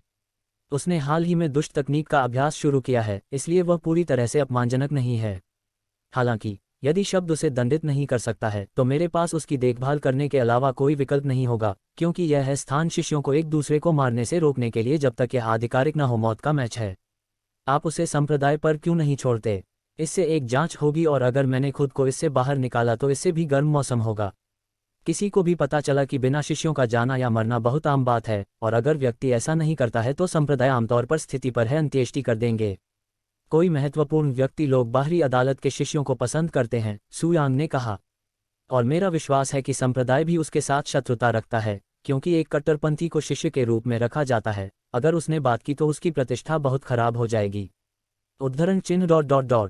तब यदि आपको बिना किसी निशान के छोड़ देना चाहिए तो मैं यहाँ आऊँगा, कियू ने स्वर ने कहा। सू यांग मुस्कुराए और कमरे से बाहर चली गई। कमरे से बाहर प्रस्थान के बाद सू यांग ने सीधे लैन लिक्विंग की तलाश में मेडिसिन हॉल में प्रवेश किया, जो उस समय अपने शिष्यों को व्याख्यान दे रही थी। सू यांग, तुम यहाँ क्या कर रहे हो? लैन लिक्विंग ने अपना व्याख्यान रोका। उपस्थित सभी शिष्यों ने सू डेंग यांग नाम की रिपोर्ट ही अपना सिर घुमा लिया। उन्होंने कहा, मैं आपके व्याख्यान में बाधा डालने के लिए माफ़ी चाहता हूँ, लेकिन मुझे किसी चीज़ में आपकी मदद की ज़रूरत है। तुम्हें मेरी मदद की ज़रूरत है। लैन लिक्विन को अचानक याद आया कि पिछली बार वह मदद के लिए उसके पास गया था और उसकी मदद करने के लिए उसने क्या किया था, और किसी कारण से उसका चेहरा स्वभाव से लाल हो गया था। सू यांग ने कहा, चिंता मत करो, मैंने इस बार कुछ भी अजीब नहीं कहा। उनकी बातों से लैन को यह एहसास हुआ कि उसे किसी तरह पता चल गया था कि वह क्या सोच रही है, और उसका चेहरा और भी अधिक लाल हो गया था। क्या इतने समय में? उसने पूछा। नहीं, इसमें आपका केवल कुछ ही मिनट का समय लगेगा। बहुत अच्छा, उसने सिर हिलाया। लाइकिंग ने फिर अपने शिष्यों की ओर देखा और बोली, जाओ एक छोटा सा ले ब्रेक लो और 20 मिनट में वापस आ जाओ। हाँ मास्टर। शिष्य टिटर बिटर हो गए और लैन लिक्विंग सू यांग के पास अमेरिका गए। अच्छा, सुरक्षा किसमें सहायता की आवश्यकता है? वह सीधे मुद्दे पर आई। उन्होंने कहा, मैं बाहरी अदालत में एक निश्चित शिष्य के रहने के लिए क्वार्टर की तलाश कर रहा हूँ। आप किसी अन्य बाहरी दरबार के शिष्यों की तलाश कर रहे हैं? आप अपने मित्र शिष्यों से क्यों नहीं यूरोप? आप जिन शिष्यों की तलाश कर रहे हैं, मैं शायद उन्हें भी नहीं जानता हूँ। भले ही आप उस व्यक्ति को नहीं जानते हो कि एक समुदाय के बुजुर्गों के रूप में आपके पास कुछ ऐसा नहीं है जो शिष्यों के अभिलेखों में दर्ज किया गया हो। मुझे विश्वास है कि यह चारों ओर घूमने और लोगों से बेतरतीब से संबंधित है तुलना में बहुत तेज होगा। स्वाभाविक रूप से संप्रदाय के साथियों के रूप में हमारे करीबी अपने शिष्यों के बारे में जानकारी के लिए कुछ न कुछ रखें। हालांकि यह ऐसी बात नहीं है जिसका हम आम तौर पर तब तक उपयोग करते हैं जब तक कि कोई आपातकालीन स्थिति न हो। वैसे भी आप किसकी तलाश कर रहे हैं? मैं मेंगजिया नाम की एक शिष्या की तलाश कर रही हूँ। वह मेरी रूममेट तांगहू की नागपुर है। आप किसी शिष्या की तलाश में थे? तथ्य जानने के बाद लैन लिक्विन की भौहें चढ़ गईं। तुम उसे क्यों ढूंढ रहे हो? उसने फिर पूछा। उसका दिल किसी कारण से मित्रवत महसूस कर रहा था। सू यांग ने अपनी प्रतिक्रिया में हंसते हुए कहा, यह वैसा नहीं है जैसा आप सोचते हैं। मैं बस हाल ही में एक छोटी सी समस्या के बारे में बात करना चाहता हूँ। किसने कहा कि मुझे जलन महसूस हो रही है क्योंकि आप दूसरी महिला की तलाश में हैं? लैन लिक्विन ने फुसफुसाहट से हल्की तेज आवाज में कहा। सू यांग का मुख आश्चर्य से थोड़ा खुल गया। उन्होंने अपनी रुचिलू के बारे में कब कुछ कहा? जब लैन लिक्विन को अपनी सहजता का एहसास हुआ तो वह शर्मिंदा हो गई और उसने तुरंत अपना ग्लास साफ कर लिया और जारी कर दिया, मुझे उसे सिखाने के लिए एक क्षण का समय दें। फिर वह तेजी से बड़े बड़े कदमों से ऊपर उठकर अपने कमरे में चली गईं। कुछ मिनटों के बाद उस जानकारी के साथ लैन लिक्विन वापस आई जो सू यांग चाहती थी। बफरी कोर्ट की शिष्या मेंगजिया, सही है। वह वर्तमान में बिल्डिंग 136 में कोर्ट 1 में स्थित है। धन्यवाद लिक्विन, सू यांग ने धीमी आवाज में कहा ताकि दूसरा उसे इतनी आत्मीयता से दिखाते न हुए सुन सके। अगर मुझे पता चला कि तूने किसी अन्य महिला के साथ संबंध बनाने के लिए इसका इस्तेमाल किया था तो यह आखिरी बार होगा जब शहीद मित्र कोई मदद करेगा। लैन लिक्विन ने उनके साथ गंभीर व्यवहार किया। सू यांग ने अपनी धमकियों पर बस मुस्कुराया और वह जाने के लिए मुड़ गई। एक बार जब सू यांग चली गई, लैन धीरे धीरे शराब पीकर शांत हो गई, सोच रही थी कि वह उबकाई क्यों महसूस कर रही थी। क्या ये ईर्ष्या है? उन्होंने झंझलाहट के साथ इस पर विचार किया। सू यांग मेडिसिन हॉल से प्रस्थान के तुरंत बाद कोर्ट 1 दक्षिणी इसके बाद उन्होंने एक एसोसिएट वे का रुख किया जो दोनों तरफ की इमारतों से गायब हो गया था, जब तक कि वह अपने लक्ष्य बिल्डिंग 136 पर नहीं पहुंच पाए। जब वह अंततः 136 के सामने की ओर निर्माण कर रहा था, तो सुयांग उस स्थान के चारों ओर के गंभीर सन्नाटे को देखकर भयभीत हो गई। हालांकि देखने में कुछ भी सामान्य नहीं लग रहा था, लेकिन सुयांग की त्वरित समझ से यह स्पष्ट था कि इस जगह में कुछ भी सामान्य नहीं है। जब तक एक खूबसूरत युवा महिला ने दरवाजा नहीं खोला, तब तक सुयांग ने दरवाजा खटखटाया। हालांकि ये युवा महिला किसी व्यक्ति की तलाश नहीं कर रही थी, यह मेंग जिया के रूम में थी जिसने दरवाजा खोला था। आप कौन हैं? ईसाइयों ने चेहरे पर जुर्रियन से जुड़े सवाल किए और उनकी ओर से उनके नौकरी पेशा सहयोगियों की सावधानी से भारी हुई। ऐसा लग रहा था कि वह उच्च संभावना पर हो। मैं सुयांग हूँ, मेंग जिया हुए की गुमनाम। वह अभी यहाँ क्या है? मैं उससे बात करना चाहती हूँ, उसने अमित्र से नजरें मिलाते हुए कहा। वह अभी यहाँ नहीं है, कृपया चले जाओ, उसने तुरंत उत्तर दिया। सुयांग को अब ये स्पष्ट हो गया था कि मेंग जिया के साथ कुछ शानदार घटनाएं घटी थीं जो उनकी यात्रा पर उनके रूममेट की अप्राकृतिक प्रतिक्रिया को बताती हैं। मुझे पता है कि तांगहू और उसके बीच कुछ हुआ है और मैं उसे अपनी सहायता के लिए यहाँ हूँ। यदि आप मुझसे उसकी बात नहीं कर पाए तो इस बिंदु से चीजें और खराब हो गईं। सुयांग के शब्दों में युवा महिलाओं के बीच कई जटिल भावनाएं और विचार सामने आए। कुछ क्षणों की शैलियां के बाद ईसाई ने अंततः सिर हिलाया और उसे अंदर जाने दिया। वह कहाँ है और उसकी स्थिति क्या है? उसने प्रवेश ही पूछा। कंपनी ने उत्तर दिया, वह इस समय अपने कमरे के अंदर है। कहाँ तक उसकी समस्या का सवाल है? मैंने अपनी जिंदगी में इतना भयानक कुछ भी नहीं देखा।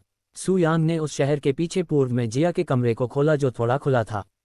कृपया कुछ देर रुके जब तक मैं उसे आपके आगमन के बारे में बता दूं। जब सुयांग बाहर थी तो उसने दरवाजा खोला और कमरे में प्रवेश किया, और हालांकि उसने कमरे में प्रवेश नहीं किया, फिर भी उसने कमरे में प्रवेश किया। कमरे के अंदर जिया अपनी आंखों पर सो रही थी। हालांकि जब जिया को देखा गया तो सुयांग ने सबसे पहले जिस चीज पर ध्यान दिया, उसका चेहरा नहीं था, बल्कि उसके हाथ और पैर मजबूत घाव थे। जाहिर तौर पर किसी ने उसे शारीरिक रूप से खराब कर दिया था और यह काफी हद तक था। सुयांग की अंतिम घृणा से उसकी भयावह स्थिति को देखते हुए, तांगहू, कमीने, तुमने क्या किया? वह बुदबुदाया, उसकी आवाज में ठंडक भरी हुई थी। बहन मेंग, आपके यहाँ एक मेहमान आया है। जब जिया ने अपना रूममेट की आवाज सुनी तो अपनी धीरे धीरे खुली और अपने कमरे के बाहर सुंदर चोटी को देखा, लेकिन उसे छोटी सी हरकत भी ऐसी लग रही थी जैसे उसे दर्द हो रहा हो। सु यांग, उसने तुरंत उसे पहचान लिया और बुदबुदाया। क्या तुम्हें यहाँ भेजा है? उसने पूछने वालों को घूर कर देखा। नहीं, तांगहू का कोई सुराग नहीं है, उसने अपना सिर हिलाते हुए कहा। उसके राहत भरे शब्द सुनने के बाद मेंग जिया की आंखों का डर गायब हो गया। आप कैसे जानते हो? फिर उसने पूछा। उन्होंने आह भरी, जब मैंने पहली बार उसका भयानक रूप देखा तो मुझे पता था कि कुछ गड़बड़ है, इसलिए मैं आपसे इसके बारे में पूछने के लिए यहाँ आया हूँ। हालांकि मुझे नहीं पता था कि यह इतना गंभीर था। मैं अंदर आ सकता हूँ? फिर उसने पूछा। उसकी स्वीकृति मिलने के बाद सुयांग ने कमरे में प्रवेश किया। एक बार जब वह बिस्तर के पास था तो उसने उसकी चोटों को करीब से देखा। तांगहू, वह, मेंग जिया ने बोलने की कोशिश की लेकिन सुयांग ने तुरंत उसे रोक दिया। जब मैं तुम्हें तुम्हारा दर्द दूर कर दूं तो तुम मुझे अपनी कहानी बता सकती हो। सुयांग ने फिर अपने रूममेट की ओर देखा और पूछा, क्या तुम्हारे पास घर में कोई दवा है? हाँ, हमारे पास कुछ है। उन्होंने कहा, तुम्हारे पास जो भी दवाएं हैं मुझे यहाँ ले आओ और मैं तुरंत अपना इलाज शुरू करूंगा। इसके बाद रूममेट दवाइयों की तलाश में तेजी से कमरे से बाहर भागा। हम तांगहू से बाद में निपट सकते हैं, लेकिन अभी के लिए मुझे आपके घाव देखने दीजिए, उसने मेंग जिया से कोमल आवाज में कहा, जिससे उसे सुरक्षा और आराम का एहसास हुआ। इलाज के लिए मुझे तुम्हारे कपड़े उतारने पड़ेंगे, ठीक है? मेंग जिया की आंखें आश्चर्य से चौड़ी हो गईं, लेकिन उसने एक क्षण बाद भी सिर हिलाया। ठीक है। वह इस समय सभी प्रकार की भावनाओं को महसूस करते हुए बुदबुदाए। सुयांग ने सिर हिलाया और अपने वस्त्रों को तब तक काटना शुरू कर दिया जब तक कि वह पूरी तरह से नग्न न हो जाए, ताकि वस्त्र उतारने के दौरान उसके घावों को छूने से उसे दर्द महसूस न हो। अध्याय 80, उसके दर्द से राहत। जब रूममेट अपने पास मौजूद सभी दवाइयां लेने के बाद कमरे में लौट आया तो एक बार में जिया के नग्न शरीर को देखने के बाद उसकी आंखें लगभग बाहर आ गईं। क्या लगता है कि तुम उसके साथ क्या कर रहे हो? तुम बहुत दुष्ट हो, वह जोर से चिल्लाए। जैसे ही वह सुयांग झपटने के लिए तैयार हुई, मेंग जिया ने धीमी आवाज में कहा, सिस्टर चेन, रुकें, ये वह नहीं है जो आप सोचती हैं।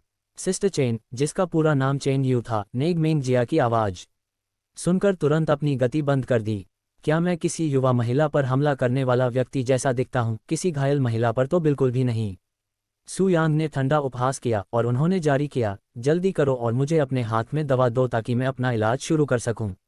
ठीक है। चेन यू ने अपनी राय व्यक्त की और उसके हाथ में जो थोड़ी सी दवा थी उसने उसे 3 दिन दिए। ये बात है, इतनी मात्रा में दवा से आप एक छोटी सी चोट को भी ठीक नहीं कर पाएंगे, इतनी सारी गंभीर मांसपेशियों को तो दूर कर देंगे, सू यांग ने कहा। चेन यूएन ने दवा आपूर्ति की कमी का कारण बताया। यहाँ प्रोफाउंड ब्लॉसम संप्रदाय में शिष्यों के लिए ऐसे छात्रों के लिए सामान्य स्थिति है जहाँ बहुत अधिक चिकित्सा देखभाल की आवश्यकता होती है, क्योंकि हम आमतौर पर शारीरिक शिक्षा से बचते हैं जो संभावित सुझाव देते हैं का कारण बन सकते हैं। जब प्रोफाउंड ब्लॉसम संप्रदाय में किसी की उपस्थिति जहां हर कोई या तो सुंदर या सुंदर होता है, ज्यादातर समय उनके जीवन से अधिक बदनाम होता है, तो वे लड़ाई के रूप में मूर्खतापूर्ण और खतरनाक कुछ भी नहीं करेंगे, क्योंकि इससे आसानी से प्रतिष्ठित चिन्ह उनके आंकड़े उनके आकर्षण और मित्रता की कुल संभावना को बहुत कम कर देंगे। उनकी उपस्थिति कुछ ऐसी थी जिसमें अधिकांश शिष्यों ने जोखिम में बताए गए खतरे को उजागर नहीं किया था, क्योंकि उनके चेहरे पर एक प्रतिष्ठित छोटी सी चीज जैसी छोटी सी चीज भी संप्रदाय के अंदर एक शिष्य के रूप में उनके जीवन में काफी हद तक बदलाव आ सकता था। नोव एल्ब इन, जो भी हो, उपचार के लिए दवा की आवश्यकता नहीं है, लेकिन मैंने इसके लिए भी यही कहा है कि मेरे हाथ में थोड़ा और संसाधन हो। सू यांग ने तब तक सभी औषधियों को एक साथ मिलाना शुरू कर दिया जब तक कि यह एक पेस्ट न बन जाए। अपने हाथों पर दवा लगाने के बाद उन्होंने कहा, अब मैं अपना इलाज शुरू करूंगा। जब तक आप इलाज के दौरान हमें परेशान नहीं करेंगे, मैं आपको जानने के लिए नहीं कहूंगा। मैं समझती हूँ। चेन यू जल्दी से एक कोने में चली गई, जहां उसने बेकार सू यांग को मेंग किया है जिया के शरीर पर चिपकाते हुए देखा। सू यांग ने जिया से कहा, मैं अब इलाज शुरू करूंगी। आपको किसी भी चीज़ के बारे में चिंता करने की ज़रूरत नहीं है, बस आप बंद कर दें और आराम करें। मम्मा, मेंग जिया, जिसने उम्मीद की थी कि सू यांग के स्पर्श से उसके शरीर पर दर्द होगा, यहाँ तक कि उसका संकल्प मजबूत होगा, उसे सुखद आश्चर्य हुआ जब उसने पहली बार महसूस किया कि सू यांग के कोमल हाथ उसके शरीर पर थे नशीली दवाइयाँ खा रहे थे। इसके बजाय सू यांग द्वारा उसके सभी उपकरणों में अस्पष्ट दबाव महसूस किया जा रहा था, फिर भी उसके शरीर में वास्तव में आनंद महसूस हो रहा था। उन्होंने ऐसे जादुई और गहन प्रभाव का प्रबंधन कैसे किया? सू यांग द्वारा दवा में कवर किया गया पहला क्षेत्र जिया की नर और मजबूत गर्दन थी। समय बीतने के साथ धीरे धीरे रियासत क्षेत्र में जा रही थी। पहले उसकी गर्दन, फिर उसकी छाती, उसका स्तन, उसका पेट, उसकी बाहें और उसके पैर और पैर। एक बार जब उसने अपने शरीर का अगला हिस्सा औषधि मलना जारी किया तो उसने उसे अपनी तरफ पलट दिया, जहां उसने अपनी कोमल पीठ और कोमल नितंबों को औषधि मलना जारी किया, जिससे उसके शरीर का हर पीठ वाला हिस्सा घायल हो गया, हरे रंग के लेप से ढक गया। कुछ ही मिनटों में। इसके अलावा सू यांग ने आखिरी बार पेल्विक क्षेत्र में कदम रखा था, क्योंकि उनके शरीर पर सबसे ज्यादा चोट और घाव का हिस्सा लग रहा था। जब वह उस बिंदु पर पहुंचा तो उसने अपने गोदामों की अतिरिक्त देखभाल की, यहाँ तक कि उन इलाकों तक पहुंचने के लिए अपनी उंगलियां में उसके विशिष्ट दल की पहचान की, जिसमें भौतिक रूप से नहीं देखा जा सका। मेंग जिया ने अब अपनी दुनिया को रोका नहीं, और जब सू यांग ने अपने प्यारे स्वर को सहलाना शुरू किया तो उसने साधारण कराह दिखाया। मम्मा, जिस तरह से सू यांग ने डांट लगाई थी कि वह किसी भी चीज़ से अलग थी जिसे उसने पहले कभी महसूस नहीं किया था, और वह जल्दी ही अपने शरीर के दर्द को भूल गई, क्योंकि वह अपने शरीर को गले लगाने वाले से इतना देर से आनंद ले रही थी, रोमांचित था कि वह आनंद के अलावा कुछ और महसूस करने में असमर्थ थी। और कई दिनों तक अपने पतले शरीर पर कठोर का अनुभव करने के बाद इस समय यांग के कोमल स्पर्शों से अधिक इस दुनिया में ऐसा कुछ भी नहीं था जो उसके शरीर और मन के दर्द से राहत दिला सके। इस बीच पूरे समय जब सू यांग मेंग जिया का इलाज कर रही थी, चेन यू का माउथ प्लांट खुला था। उन्होंने इसका इलाज क्या माना है? क्या वह अपने शरीर को दवा के पेस्ट से बदलते हुए सिर्फ चिकित्सीय मालिश नहीं कर रही है? और सू यांग ने अपने ससुर के शरीर को रांधने के बावजूद क्यों जिया इतनी आनंदित दिखती है? अरे, वह सू यांग की उंगली को मेंग जिया की सामग्री में दबते हुए भी देख सकती थी। निश्चित रूप से इससे अत्यंत पीड़ा हुई होगी।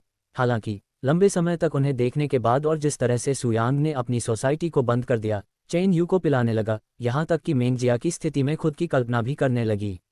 सू यांग। चेन यू को अचानक ये नाम अज्ञात सा लगा, और तुरंत उसे आउटर कोर्ट के अंदर एक म्यूजिक फ्लो की बात याद आई जो लड़कियों के बीच अभी काफ़ी लोकप्रिय थी, जिसके बारे में कुछ दिन पहले तक बात की जा रही थी। मुझे मत बताओ कि वह दिव्य हाथ है जिसके बारे में हर कोई और उसकी माँ हाल ही में बात कर रहे हैं। वह अद्भुत हुई। 1 घंटे के अंतराल के बाद सू यांग ने अंततः अपना हाथ वापस ले लिया और अपने माथे पर नारियल का पत्थर ले लिया। चूंकि वह अपनी प्रोफाउंड क्यूई का उपयोग उसके घावों को सीधे उसके शरीर में धकेल कर ठीक करने के लिए कर रहा था, सू यांग को ऐसा महसूस हुआ जैसे उसने वास्तव में केवल एक मालिश देने के बावजूद 100 से अधिक लगातार मालिश की हो। उसकी चोटें, वे लगभग सभी चली गईं। उपचार समाप्त होने के बाद मेंग जिया के शरीर को देखने के बाद चेन यू ने जोर से कहा। चेन यू ने पहले कभी ऐसा कुछ नहीं देखा या सुना है। मेंगजिया का शरीर जो 1 घंटे पहले लगभग पूरी तरह से काला और नीला था, उपचार के बाद काफी बदल गया है। अब उसका शरीर खून से सना हुआ नहीं बल्कि अधिक स्वस्थ दिखता था। ऐसा लग रहा था मानो उसने किसी प्रकार की प्लास्टिक सर्जरी कराई हो। यहाँ तक कि मेंगजिया ने भी सदमे और अविश्वास से भरी आश्चर्यचकित आंखों से उसके शरीर को देखा। हालांकि उसके शरीर में अभी भी हल्का दर्द था, लेकिन यह उस हद तक नहीं था कि वह रोने की जरूरत महसूस किए बिना अपने शरीर को हिला भी न सके। यह एक स्वर्गीय चमत्कार था। सुयांग, आप, इसके लिए मैं आपको कैसे धन्यवाद दे सकता हूँ? मेंगजिया ने आंसू भरी आंखों से उसकी ओर देखा। सू ने कहा, मुझे धन्यवाद देने की कोई जरूरत नहीं है, क्योंकि मैं एक ऐसा पुरुष हूँ जो महिला की कद्र करता है, भले ही वह महिला पहले से ही किसी और की हो। इसलिए अगर मैं किसी को बहुत दर्द में देखता हूँ तो उसकी मदद करना मेरे लिए स्वाभाविक है। यांग अपनी थकी हुई अवस्था के बावजूद अभी भी उसे एक उज्ज्वल मुस्कान दिखाने में कामयाब हो रहा है।